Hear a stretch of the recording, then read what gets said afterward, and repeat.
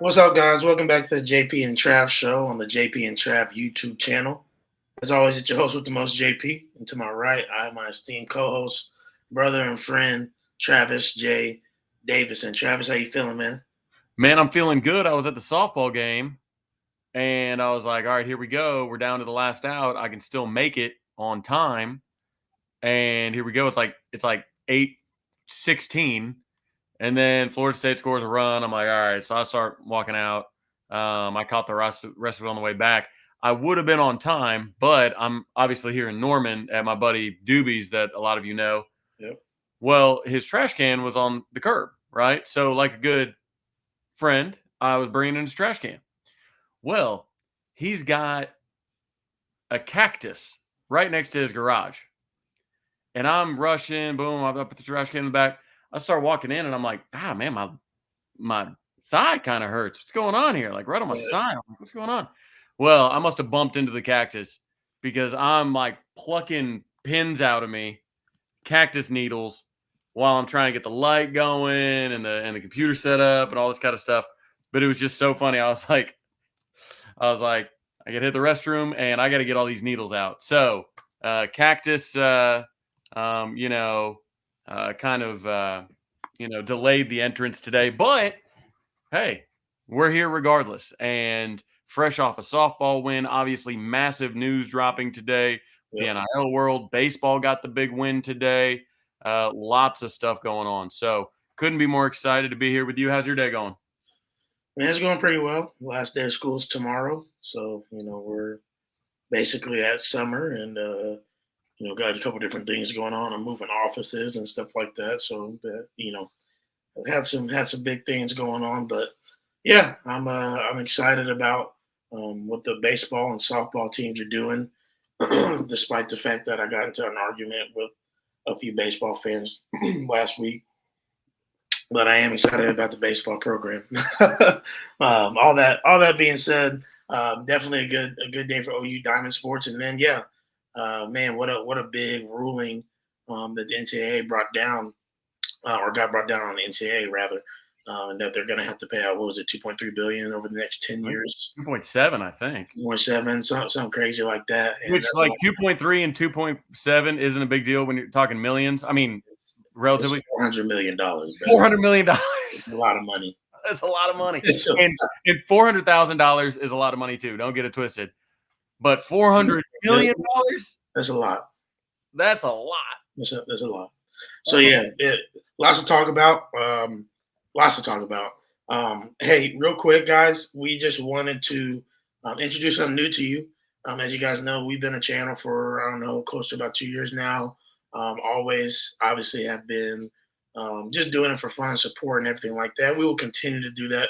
One thing we did want to talk about though is we do want to continue to take the channel to the next level.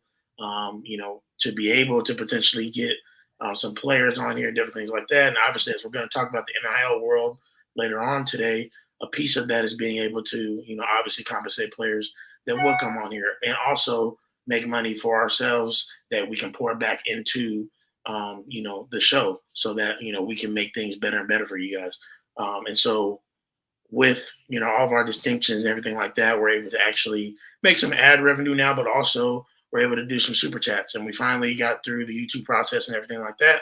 And so you should see down below in the chat that you have super chats available. So anytime now or when we get to Q&A, whatever.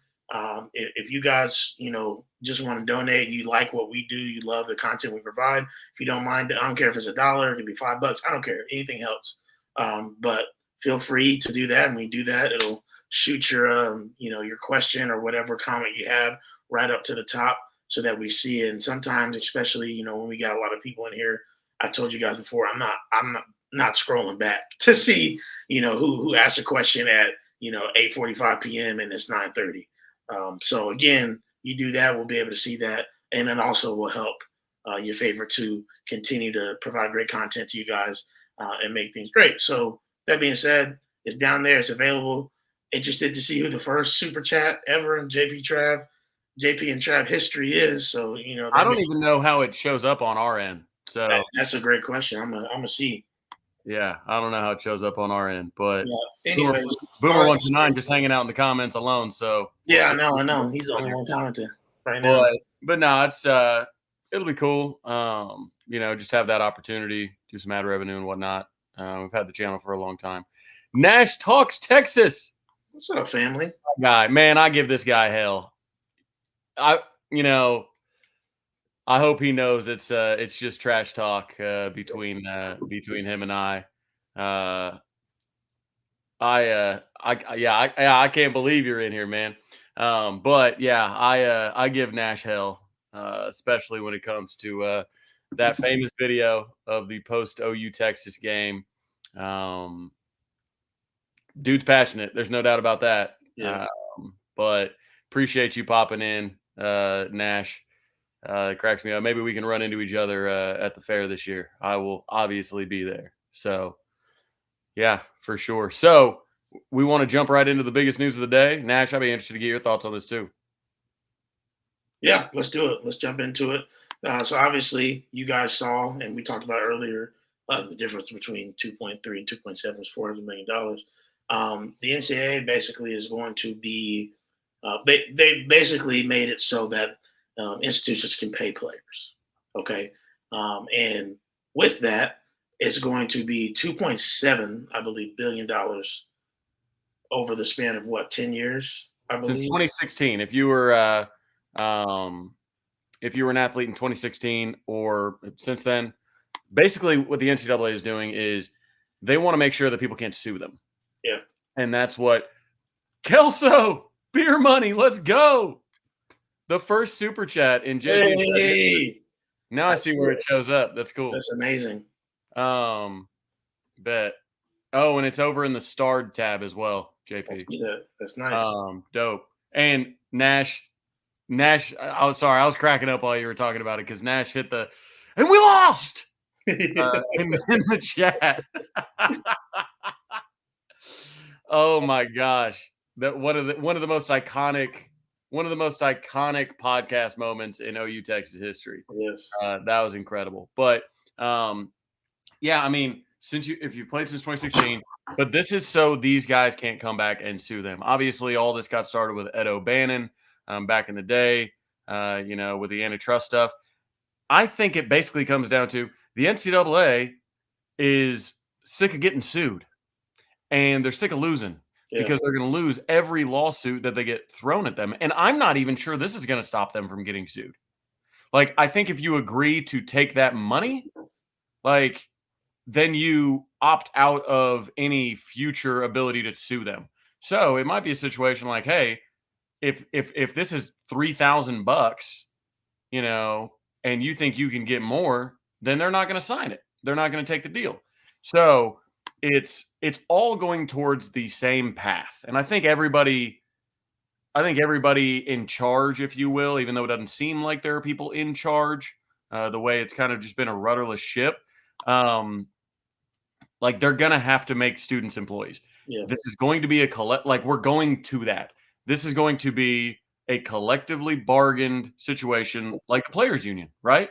I mean, the NFLPA, the NBA players union, all these people, they have collectively bargained agreements that say what their contracts can be, what they should be, like what percentage of the revenue that they get. That is going to be where this is. And for years and years, like Nash said, student athlete has gotten them out of it. Amateurism is really what it comes down to. Amateurism. But they're not amateurs anymore. They really never have been when it comes to what they should have been compensated for. A lot of them were getting compensated under the table. Here's what's so interesting in the immediate future.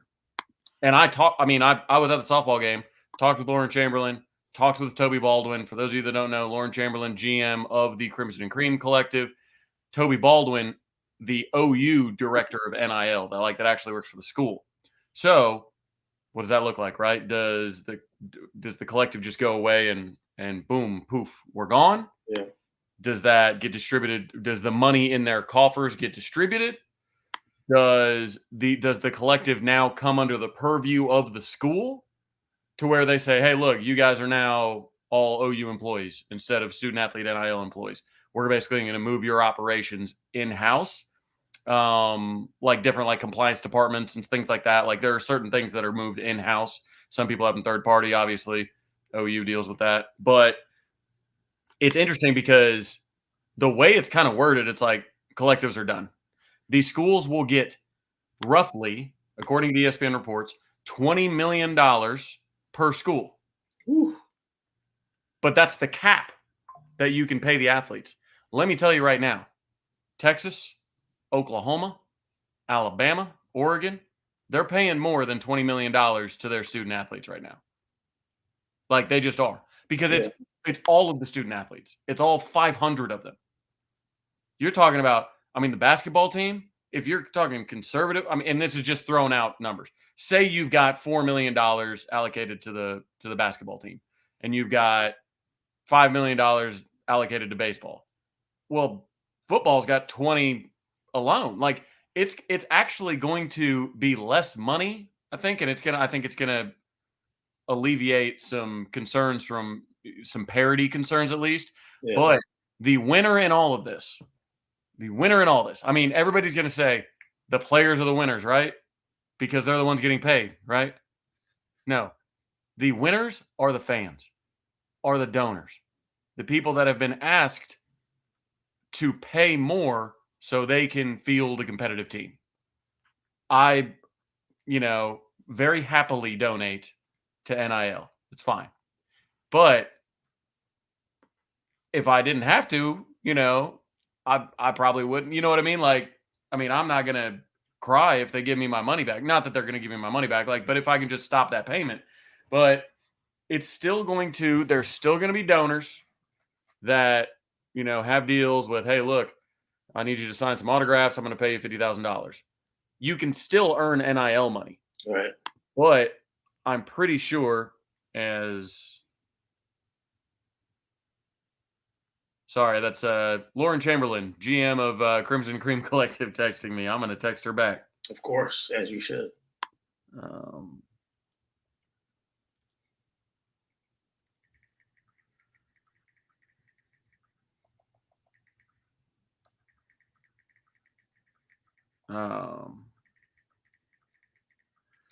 But yeah, so that's where I think, I don't know, like, I think it helps the fans and the donors the most because, look, everybody knows this. You pay to go to school there, and then they hit you up saying, hey, we want more money for the Sooner Club. We want more money for the baseball, facilities renovation. We need more money for the $2 billion lead on campaign. Oofta, says my dad, John. Like, it seems like the university is always asking for money in some way. And Joe C put out the tweet about the baseball stuff, was like, hey, look, this is what it is. We've always been fundraisers ever since 100 years ago. We've needed to raise money. Bob Stoops came on the radio and said that he was at a fundraiser in 2000, the night before OU Nebraska, number one team in the country, Nebraska, coming to Owen Field, number 2 team in the country. He's always with the team, except for that one night in his career where he went to a fundraiser to raise money for the Upper East Side expansion. And then they went out and they, beat Nebraska, number 1 team in the country, biggest win really outside of postseason wins, really in Stoops' career when you think about when he really kicked it off, right? So, like, fundraising has always been a big deal. But now the university, sure, they've got to shave off $20 million for the athletes, but at least they can stop bugging their donors about it. You know what I mean? Like, I think they would rather just be like, okay, cool, we gotta pay them $20 million out of our ridiculous amount of money we're going to get through TV contracts. But man, at least we don't have to keep calling the same 50 to 100 people to write big checks every day. Like, at least that's a benefit. They're still going to call them and ask for big checks, Right. but they're not going to call them asking for big checks for NIL. That's completely different. So, being an athletic director, JP, what are your thoughts? Yeah, no, I mean, again, Trav and I talked about it off camera last week, and I had some conversations with some fans. The thing for me is, just going back at least to What we were talking about in regards to the baseball thing. The reason I got frustrated, I know Josie probably shouldn't have said what he said publicly, at least. But again, you guys have to understand that the revenue, a lot of the revenue that comes from ticket sales and concessions and stuff like that goes right back into the athletic department, whether that's paying staff, whether that's taking care of the fields, whether that's again now you want to feel like something can go to players, but that's an extra expense that's added on top, and you probably want to believe that your $15 beers and that sponsorships cover it, but to be honest, they don't, because also the school will take a portion of that as well. I mean, it's not as simple, I think, as I think some people think. Like all the stuff I'm giving at the games is going to pay. That's why athletic departments have to fundraise, as Trav was talking about. That's why they ask for things. That's why when you see big, this is just business, right? When you see like Lucas Oil Stadium downtown Indy, who do you think paid for that? Was it the Colts? No. the taxpayers. You know what I mean? But I don't know. I got frustrated because I feel like people are like, well, Josie doesn't care about the baseball stadium and this and that, and I don't think that's true. I think that it's just more difficult than they want to believe, and it is political in some realms. But I do wonder what this will do, if this will make some things easier, if this will alleviate some of the pressure that's been put on athletic departments because of, hey, you need to pay these players, we need to pony up some money, some cash. If some of this extra cash flow will help, I think it'll be interesting to see. But that's my perspective. I think it'll be interesting to see. So to clarify, Josie had put out a tweet talking about, you know, stop basically stop hounding me about the baseball stadium. Yeah. Stop. And he's like, we've got to raise money for this.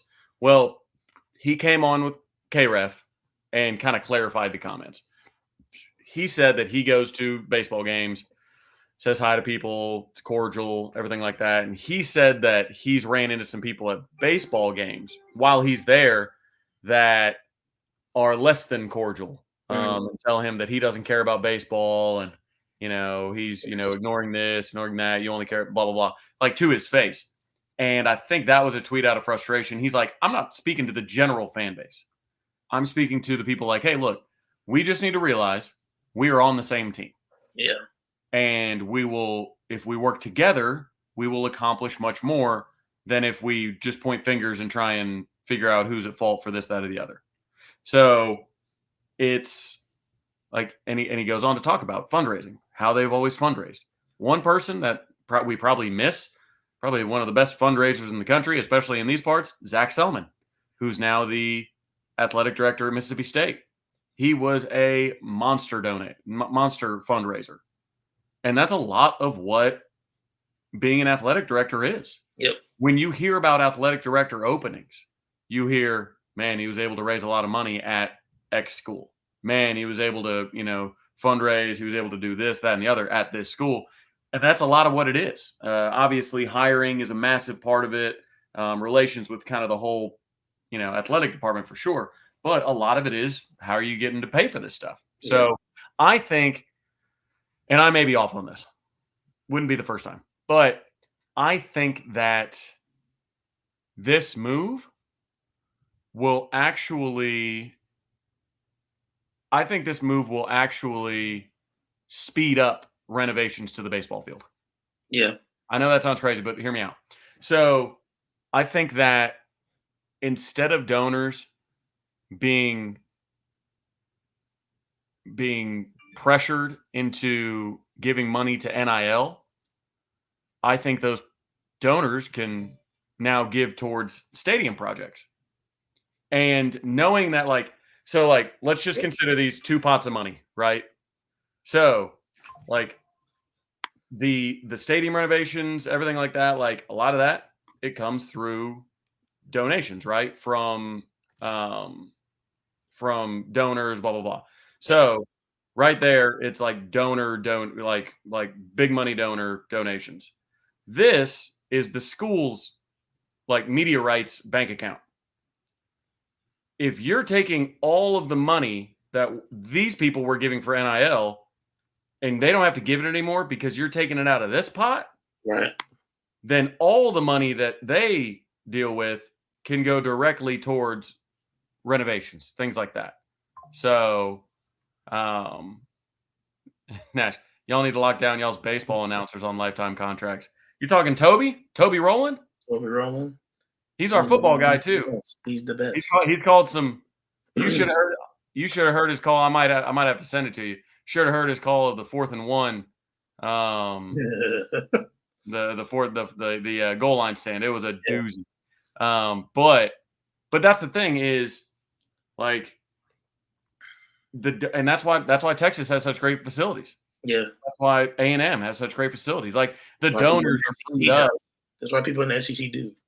I mean, that's what it is. And we talked about it on this show before, Trav, and that's why I texted you about before. Is like, it's not necessarily on the common fan, but like it is like you have to have great donors.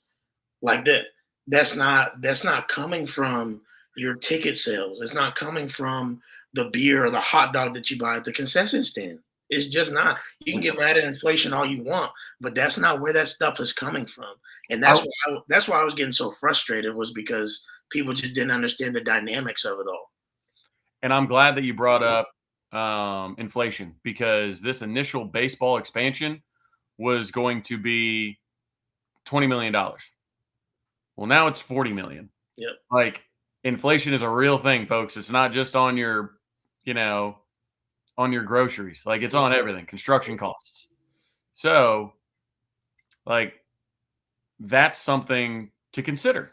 And if inflation never would have happened and we still had this money, or we had the $20 million goal, we probably would have had it done by now. But here's the thing.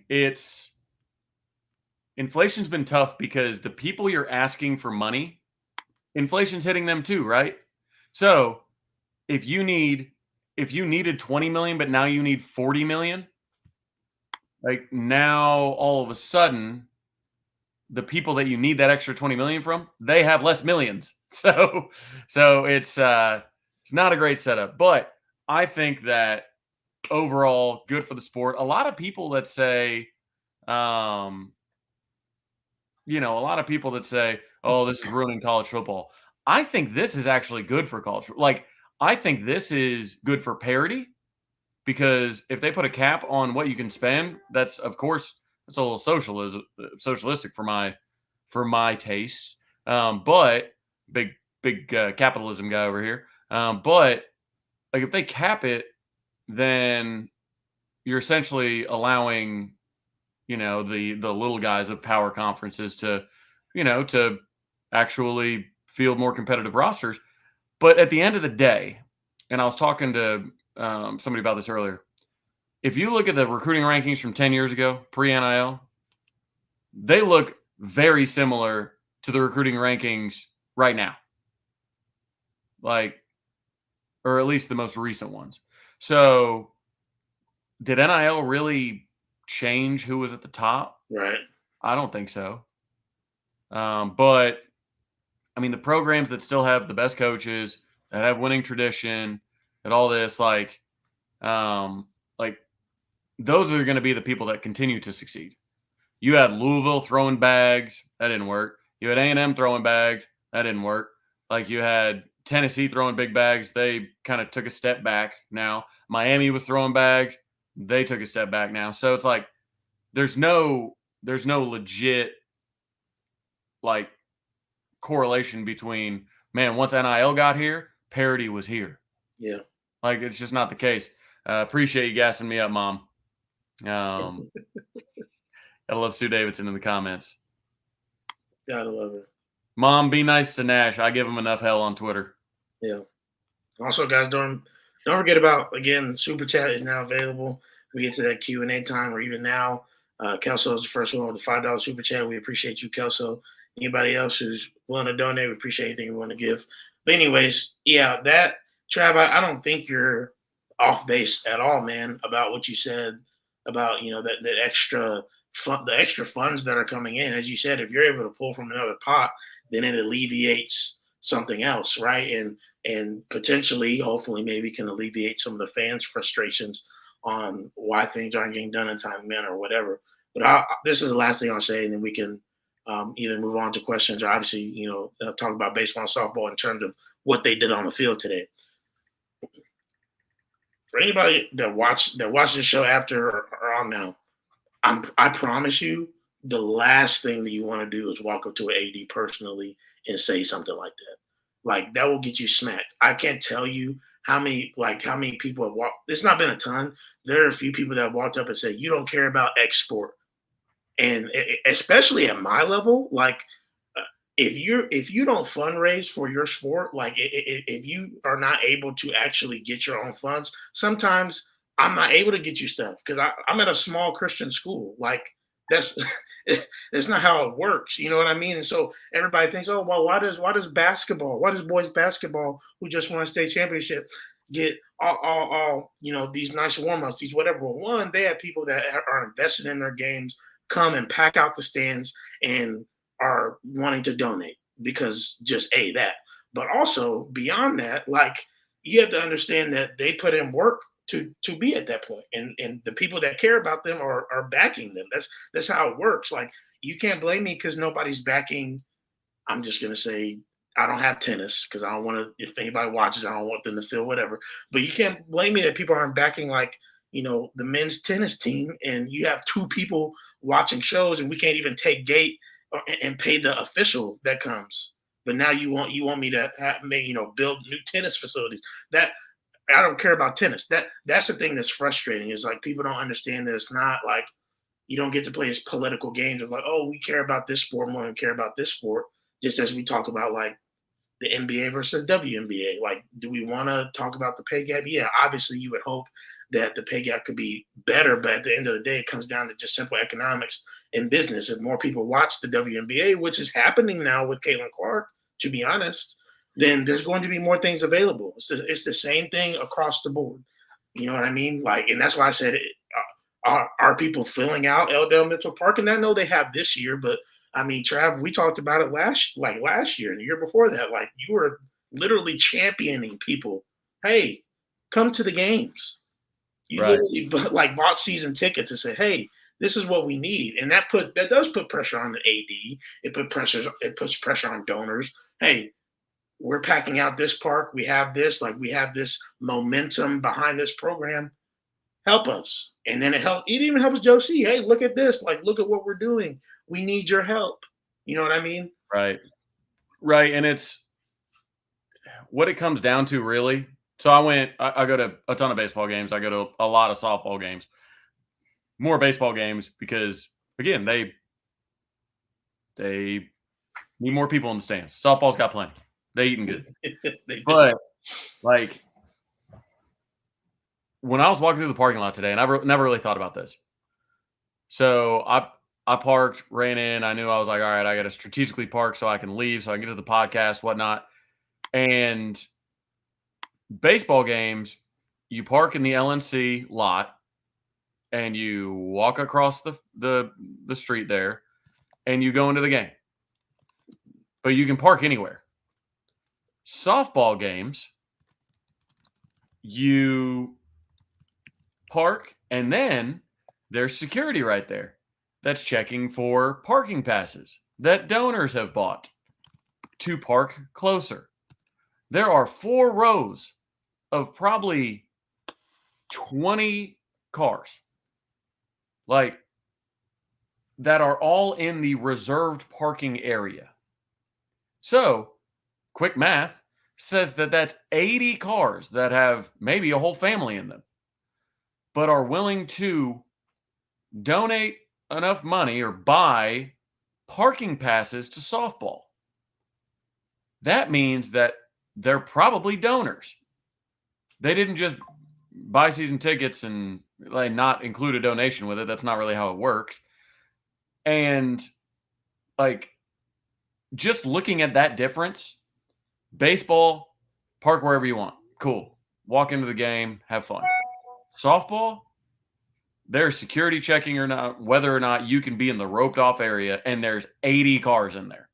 Mercedes and Porsches and BMWs, all beautiful cars with OU alumni license plates on them, with Sooner vanity plates on them, like super fans, but donors. You don't see that at baseball games. And I think, and I said this this morning, OU softball is going to come back down to earth eventually. It could be after Patty retires. It could be 10. We could win the next 10 national championships. I have no idea. I would probably bet against winning the next 10 national championships for what it's worth. But with those two programs having to share like time slots, like it's very often where they're playing at the exact same time, right? In the spring weekends, they're both playing home games. You can sit at Elldale and see the lights at Love's Field, right? Like you can't be in two places at once. I've tried. So it's one of those things that I think it's going to take continued success from baseball, but I think it's going to take softball kind of coming back down to earth a little bit for that kind of switch to happen. Or maybe not switch, but for baseball to just get some of the donors and get some, because that's the thing. All the money's going to softball right now. Yep. There's a reason, like, it wasn't Joe C. that built the softball field. What's the name of the field, JP? Love's Field. Yeah, they didn't name it that because they just love the field. That's no. correct. Somebody dropped the coin on it, Love's Travel Stops, for naming rights and put a bunch of money into it. So does OU baseball become, Brahms Field? Does it become whatever, right? Like, does it become, an oil and gas company wants to set up? Does it become, I know that Devon is now the OKC, the Hall of Fame stadium field, but, or does like Paycom or something like that want a baseball? You know what I mean? Just something like that. Like, it's got to come, right? Well, and that comes once you start showing out on the national stage. 2022, we go to the College World Series championship final. And now attendance is picked up. Okay, now there's demand.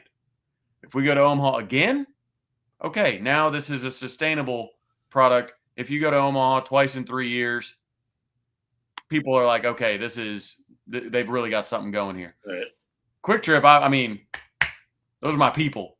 My first real job was at Quick Trip. So I'll talk to them as much as I can about getting that going. But since they're a Tulsa-based company and they only have one store in the 405, I doubt they would invest in a 405 stadium. But hey, crazier things have happened.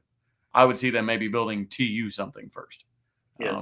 But yeah, I think that's just, again, walking through the parking lot was very telling.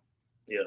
I mean, on softball days, you've got security out there checking for parking passes for luxury cars with OU alumni vanity plates and all this going in and sitting in their seats behind home plate. Yeah. Expensive. Yeah. A lot more expensive than the baseball behind home plate. Yeah. So, and the other thing, Trav, and we're talking about SEC programs, right? And that's what people would hit me with on Twitter was, well, we can't go into the SEC being, having the worst basketball stadium, having the worst baseball stadium, whatever else like that. But I think it's the conundrum that we've talked about for years in Oklahoma is like, for a lot of people, they just like Oklahoma football.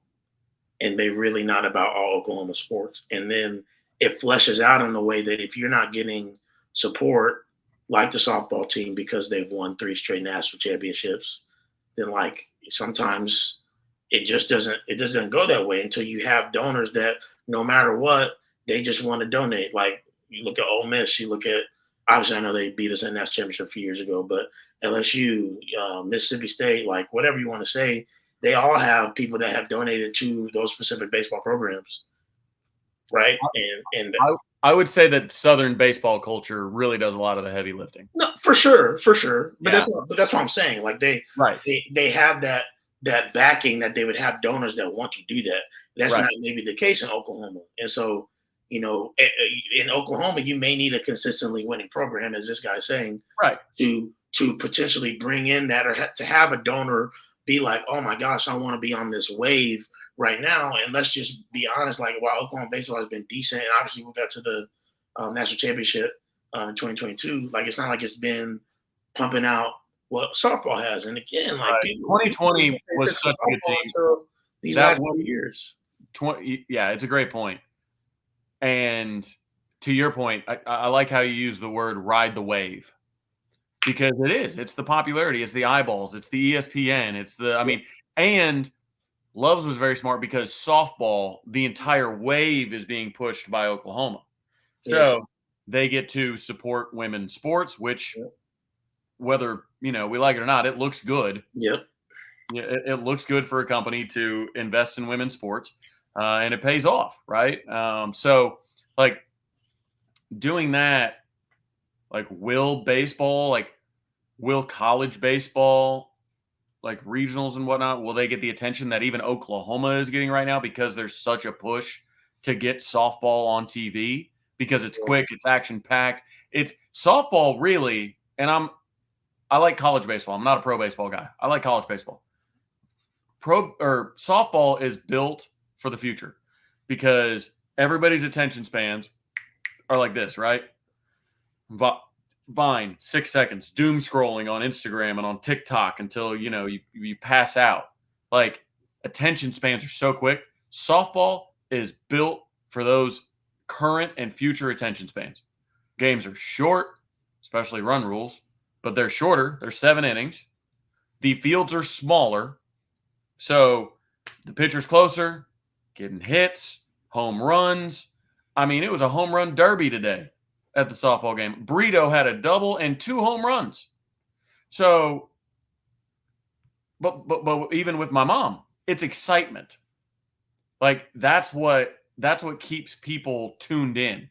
It's big time scores. It's bang bang plays. It's exciting.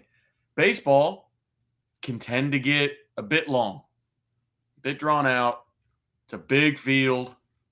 There's maybe not as many home runs. Some games obviously have them. I mean, there are outliers to it, but it doesn't feel like it, right? The games are 2 innings longer. I mean, I've sat there at Eldell Mitchell Park, early in the season, cold weather game, just sitting there freezing my ass off behind home plate, ready to, fall asleep almost.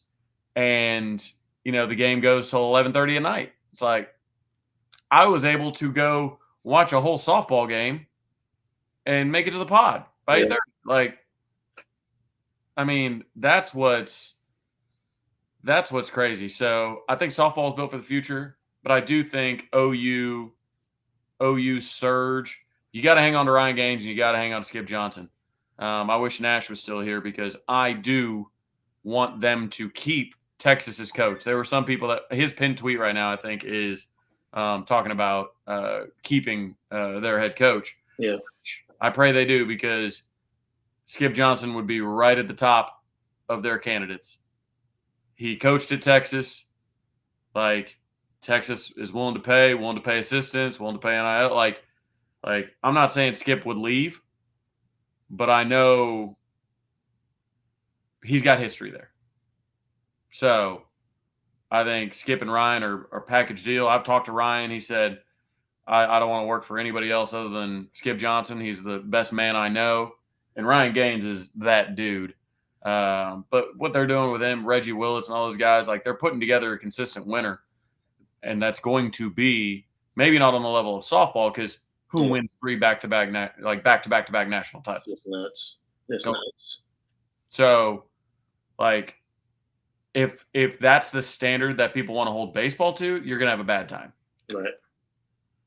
It just is what it's a completely different sport. Yeah. Like I had a buddy that was like, I can't believe baseball lost to Cincinnati. It's like, why? They won the series on the road. Why can you not believe they lost to Cincinnati? Because they're supposed to win every game, Travis. Right. Like, but I think it's softball has morphed people's minds. I mean, even this year, softball lost 6 games, and people are like, they're just not the same. They're just right. Like that's they like lost 6 games, dog. so baseball. People see it as a diamond sport situation, and it's like, guys, it's a different sport. Like you're not, but softball has warped them. Why? Yeah, Why didn't you sweep Cincinnati on the road? I don't know. Cincinnati's an all right baseball team. They beat Texas. yeah, Love you, Nash. yeah, yeah. 100%, 100%. All right, guys, we're about to open it up for Q&A here in a second, but obviously do want to just shout out the baseball team. We believe they beat TCU, or not TCU, Kansas, 7-5 today, or in the semifinals of the Big 12 tournament. And then obviously, most of you saw Oklahoma's softball defeat Florida State, who they defeated all in the national championship last year. I believe 11-3. Probably should have been 10-2, but he gave up a run in the top of the fifth, no big deal. They ended up walking in a run in the bottom of the fifth and winning 11-3. They'll play tomorrow for a chance to go back to the College World Series, and hopefully they get it done. Florida State's pitching is a little bit iffy. They've had a lot of injuries, so you would imagine that they would, but we'll just have to see the guy do it and everything like that, and trying to have a defense of their fourth national title potentially in a row, which is just incredibly unprecedented. I just need somebody to be on Danny Cannell watch. Has he said anything? I haven't Because looked on Twitter, but it's funny because he was always harping. His main argument, right, was it's unfair they get to play in Oklahoma City and look at them celebrating, blah, blah, blah. It's like, well, you get us in Norman this time, so you should be careful what you wish for. You get us actually at home, and you get run ruled. So yeah, sorry about you, Danny. yeah. What I do you haven't looked. think about it? I haven't looked at his Twitter though, so I doubt he said anything. He's actually, since he does national stuff, I'm sure he's wrapped up in the NIL announcement like everybody else is. Yeah, I'm sure he is. All right, guys, let's go ahead and hit some Q&A. Again, like we said, um, we do appreciate any donations. Also appreciate your $5 donation super chat. Super chat is available down at the bottom there. If you'd like your question answered very quickly and prioritized, you can donate. Or if you just feel like donating, let us know. We're accepting anything, trying to upgrade the podcast for you guys, and also be able to bring on potential student athletes and be able to get them, some compensation for being on here. Let's see. Will we ever see a commissioner of college football? Trav, what you think? Hot take. I think Joe Castiglione will be the first commissioner of college football. I think that just a hunch that he maybe has considered running the NCAA at some point during his career, but now that that's kind of done with, if they have kind of a college football playoff, college football entity, whatever that needs leadership, I think Joe C would be on the very short list of people that they would go after and who would be interested in that job. Yeah. But they've got to have some type of leadership because right now they basically need somebody to deal with the TV networks. Yeah. Because that's who runs the sport, right? Whoever, like anything, follow the money. Anybody who runs something, it's always the person that's putting the money into it. There's a reason that the college football playoff is owned by ESPN. Because they put billions of dollars into it. Like there's a reason that Fox gets a seat at the table, right? Because they put billions of dollars into TV deals. So if you have any question of who's in charge of anything, figure out who's putting the money into it. And that's who is in charge. So with the NCAA really kind of dissolving, they put on March Madness, and I really can't think of much else they do. I mean, obviously the, Women's College World Series, those, they put on postseason tournaments. But the rest, I don't know. I think that Joe C would make a fantastic czar of college football. Yeah. I think he'd do well. I mean, I wouldn't want to do that because I want him to still be the AD. But you know, I don't know. That's not something you could do. He could do both. I don't think you could. I know No. there's some people on committee, like college football playoff committees, but it's a lot different Yeah. type of commitment. So yeah, I'll put it this way. I think if Josie were to ever leave OU, I think it would be for a position like that. larger, like overlooking the sport. Yeah, Because I think that he's that dude. yeah, he is. He is that dude. I got to for those of you who don't know, the last time Trav and I were on the show was the week before we actually hung out 2 Thursdays ago because I was in Norman for my sister's graduation, and so we had a great time. But that morning or afternoon rather, I got to actually have a conversation with Josie, a personal conversation. Just thank him for everything he does for the athletic directing world, and like I look up to him because I do as an AD myself, and he just poured some stuff into me and was just inspiring me to continue to be a great athletic director. And so he's the real deal. I mean, obviously you can't tell everything from just one little conversation necessarily. You hope to see his character laid out over years, but I can just tell you, like, being able to talk to him was such a blessing and huge for me. And I think he is seriously a huge blessing to Oklahoma sports in general. And I know he understands that wearing the AD hat at a place like Oklahoma, you're gonna get negative comments. You're gonna do whatever. He has thick skin, Right. obviously. But anyways, all that to say, Josie would kill it as that. Would love to see that. Hopefully, that doesn't happen. But if it does, hopefully he brings us into glory on the college football side of things. Brian Carney asks, "What's the ceiling and floor, in our opinion, for the first year in the SEC?" Mm, Ooh. I'll let you go first. yeah, I Who would wants the say floor? I think the floor is 8-4. I think worst case scenario is like 7-5. The floor is 8-4 to me this year. Um, the ceiling, I think, is 11-1. I think is the ceiling. Um, What would you say if you had to pick the one loss? I'll give you two schools, or I'll give you two games to pick that would make up that one loss. Like, well, what two games do we go 1-1 in that are our toughest games? I think our toughest games, just matchup wise this year, just talent wise, are probably. I mean, I want to say Alabama, just talent wise, but I know they have a new coach, so I would almost put Alabama 1A and then uh, Ole Miss 1B because Ole Miss has a lot of talent returning, and we're gonna go there. And then I would put Texas as 2 just because we don't know.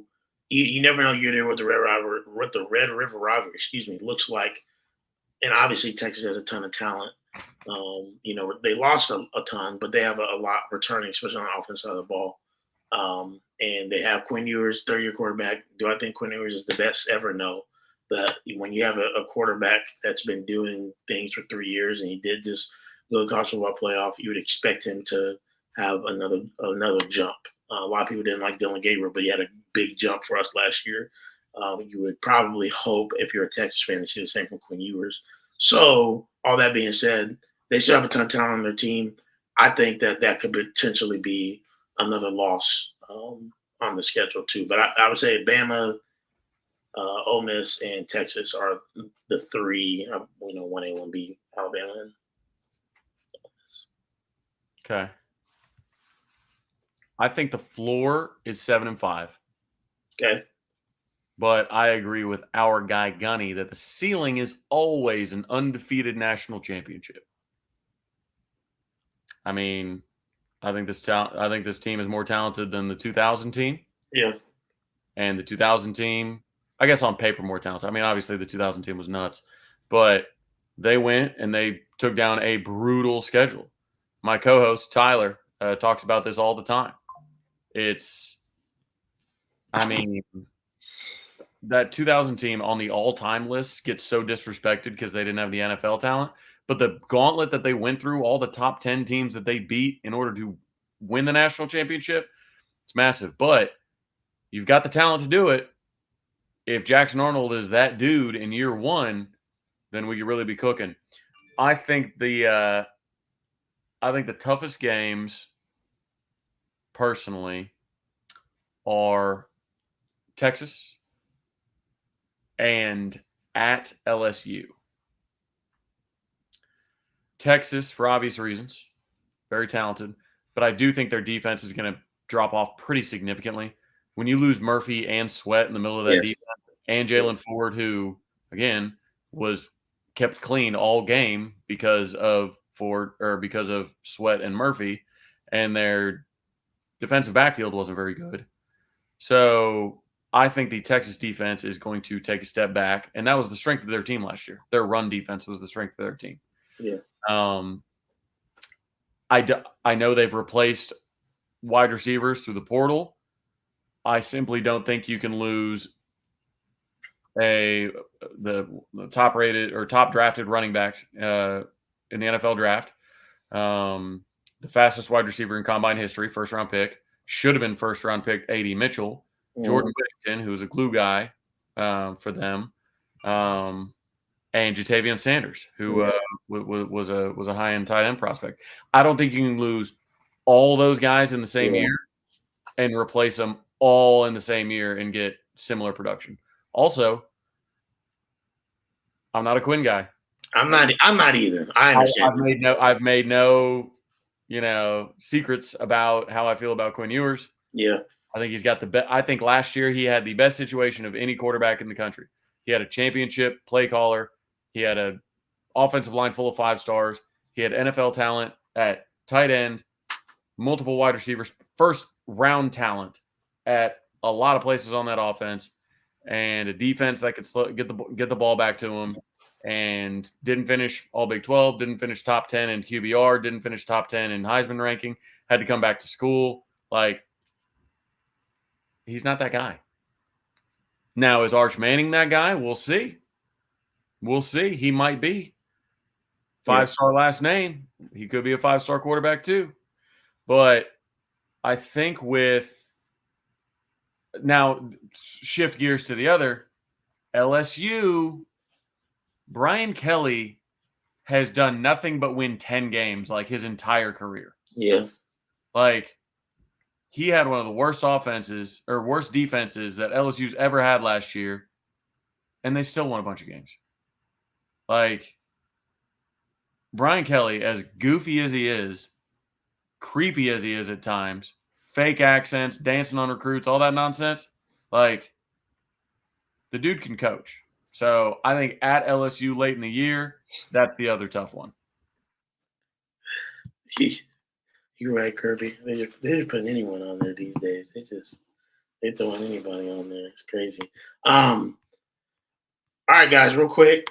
We're gonna answer a couple more questions, but I did want to take the time, as you guys know, our guy Travis over here is connected with an amazing jerky shop called Righteous Felon, and he has the ability to get you 15% off.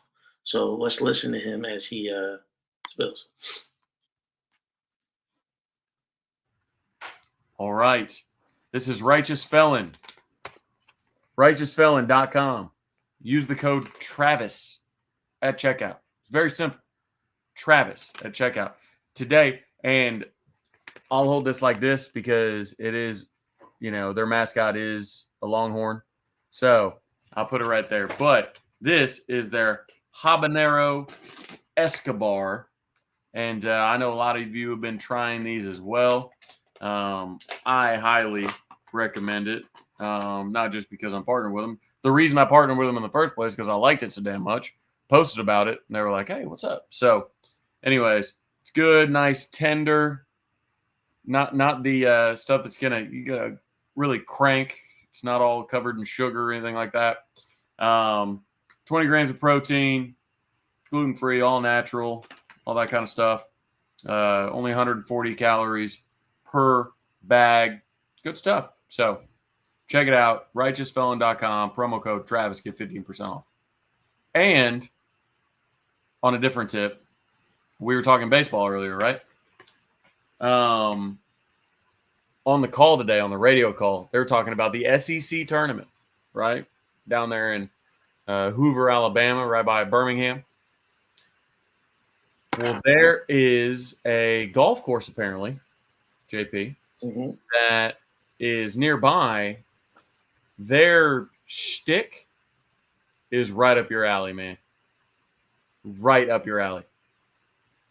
After like multiple holes, maybe every hole, they have a cooler of cold apples. I was thinking of you on the broadcast. I knew that's where you were going. They've got cold apples on the course. I guess they're right by an orchard or whatever. You'd probably know. Which orchard is it? Do you know? Off the top of your head in Alabama? Do you know all the orchards in Alabama? I haven't been. It's on my list. But I got you. The orchard tour. Yeah. But yeah, so apples on the golf course. So might need to get a tee time, take a trip down to Alabama, and go get you some apples. I actually, today, the peach truck came to our school from Georgia. You guys ever heard of the peach truck? Peach truck? Yeah, I had never heard of it until today. But I guess it's a truck that brings peaches from Georgia, and people have to pre-order like 12-pound big boxes of peaches that are delivered from a truck. So I had a Georgia peach today. It was nice. It was okay. It wasn't like amazing, but good Lord, shut up, Kirby. Oh man. Oh, Kirby, my parents watch this. Get out of here. Yeah. I cannot wait for somebody to ask you, who is that? Who's elected? Oh my gosh. But no, the Georgia peach truck. Never heard of that. Yeah, I was about to say, Gunny. He's our resident peach guy. He's from Porter. That Porter peach. That's a good peach right there. I don't know. Yeah, I don't know, Gunny. Next time Gunny's in Tulsa, he's got to bring me some Porter peaches. I'll tell you what though. How many of the peaches do you have? I got 2 more. Only 2 more peaches? You ate them? How many? Damn. Well, I didn't. So you had to pre-order. I had no idea. So they brought us in a box of peaches for the staff, and I grabbed a couple. Actually, Kirsten, they're going to be close to our house tomorrow, apparently. So Kirsten did order a box for tomorrow. Oh. You know what? Matter of fact, I'll be right back. I'll be right back. All right, bet. That's hilarious. Yeah, Gunny, I'm going to need some Porter peaches. I've heard nothing but good things. Nothing but good things. While he's going to get a peach, give me some of your floors and ceilings. I'm kind of interested. I'll put it this way. Does anybody see us having a floor lower than 7 wins? Speak up now. Yeah, I was singing. I get my peaches from Georgia today all day. So Yeah. Oh wow.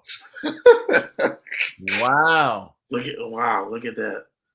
It's a peach from the Georgia peach truck right here. Wow. Can't get them anywhere else. They're they're special. Man, you're like the Chiquita banana lady. Like you got all kinds of fruits. Hey. Amaya loves fruit. That's like all she eats, to be honest. So she's gonna enjoy one of these tomorrow. Well, so the reason I ask, obviously the best way to eat peaches, obviously is eating peaches. But I saw this thing on Instagram where a guy froze the peaches and then grated them, like shaved them over some like burrata cheese and then did some like balsamic drizzle on it and then spread it on toast. Oh my, it looked so good. I was like, that next time I get some peaches, that's what I'm going to be doing. That's So I was like, that sounds great. that is. I would never think to do that, I would never either. but it's I got to be good. some peach tea or something. I Oh, mean, I love me that's some peach tea. I don't drink a lot of tea, but I like peach tea. okay. Let's answer one of these questions because I said that we would. Oh, this is a good one. Do you think the East to West Coast trips in the Big Ten last more than a season? Hmm. I mean, They kind of have to. they have to. I mean, travel has gotten so much better, but you're still like, I don't care how good travel gets. Like, I know they're not busing them. Like, UCLA isn't busing to Rutgers. I get it, but still, that's a big difference. So I feel like it has to last. I mean, is there any other alternative, JP? No, I don't. I don't think so. I mean, do you see the same set of teams do it every year? Maybe not, but certainly maybe every couple years they're going to be making those trips.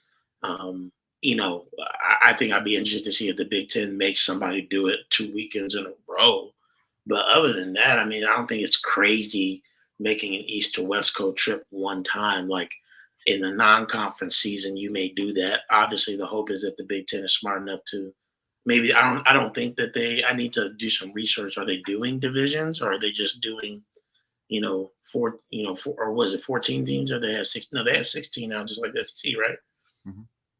So, I would assume they're going to try to keep as many of the teams regionally as close as they can year to year, like the SEC similarly is doing with you. You have your 4 teams that you're going to play basically every year, and then beyond that, you'll go. But you're going to make a trip or two when you have, California and Ohio and Michigan and Rutgers in New the Jersey, yeah, Pennsylvania. New Jersey in the conference. I'll put it this way: they should have thought of that before they expanded. Facts. Like, And in California and or USC and UCLA should have thought about that before. Well, really USC because UCLA probably would have done it if USC didn't do it, but should have thought about that before they joined the league. that's the thing. I mean, sorry, like it's gonna suck, but These people are crazy. Boomer podcast. A nice lady. Okay. Mhm. But yeah, no, I think that for me the craziest thing. This last one of the last things I'll say. I saw a stat today about or the tax brackets that or I can't talk right now. The what the revenues that the Power Five conference made today came out, and finally a couple. I don't know if it was the Pac-12 and Big 12, but they finally got their taxes back or whatever, and it showed. And what's crazy to me is that like if there's nothing more damning about the Big 12 and everything that OU and Texas have done for the Big 12 the last however many years, it's that we literally made, what was it, like $10 million less than the Pac 12, who's not even surviving. The Big 12 is by far and away the lowest revenue making league, by Yeah, far, like $300 million less than the SEC. 300 million. yeah. Vanderbilt was out gaining. Insane. So if you want to know why we're going to SEC, that's why. And then maybe we can also build. Well, I'm not gonna get back into it, but build some stadiums because we're gonna have some more revenue just because some of the SEC schools do. Is what it is. I've got some quick notes that I texted one of my big donor buddies. Just his thoughts on the ruling specifically. Yeah. It's kind of in bullet point form. For donors, the ruling will have several implications. Power 5 schools will need to raise 15 to 20 million per school annually for athlete compensation. Shift in donor engagement to fund NIL related initiatives versus their pet project or the college of their major. So like the engineering school that does the Price Business School that does their own fundraising, all that kind of stuff. Decentralized of traditional donor streams, as some donors may choose to contribute directly to the athlete compensation. Donors will have to navigate new compliance landscapes. And then overall, the ruling will force reshaping the financial and operational strategies of universities and their donors. I'm still thinking collectives go away. Right.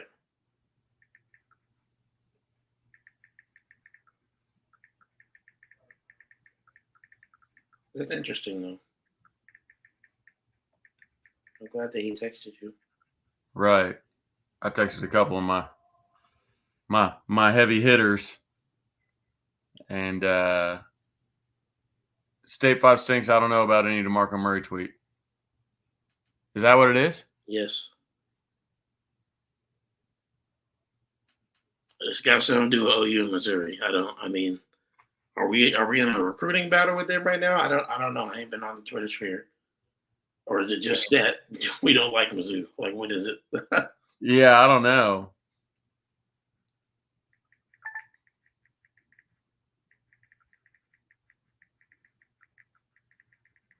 Interesting.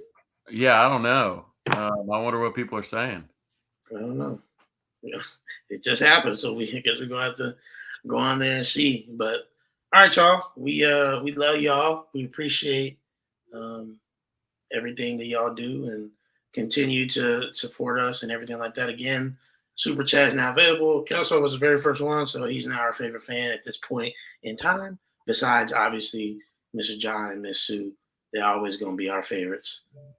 But if you want to continue to support us as we try to, make the podcast even better and get some good guests on here continually for y'all, please don't be afraid to donate via super chat.